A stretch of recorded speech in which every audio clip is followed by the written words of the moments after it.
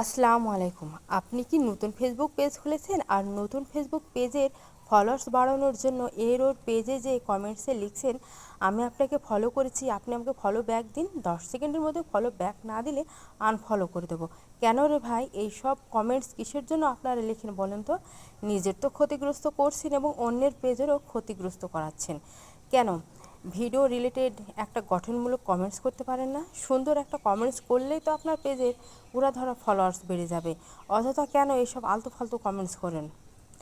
আর mark Zuckerberg কিন্তু অনেক বেশি সাংঘাতিক হয়ে গেছে, অনেক বেশি ভয়ানক।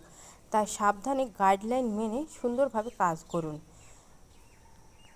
একটা ফেসবুক পেজ ওপেন করেছেন আর গাইডলাইন না মেনে কাজ করবেন, তা তো হবে না।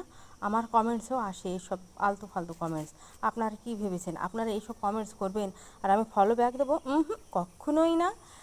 সোজা যে আমি আপনাদেরকে ব্লক করে দেব। আর পেজের ফলোয়ার্স বাড়ানোর টেকনিক হচ্ছে, আপনি একটা ভিডিও ছেড়েছেন এবং ছাড়ার সাথে সাথে কিন্তু চুপ করে বসে থাকবেন না।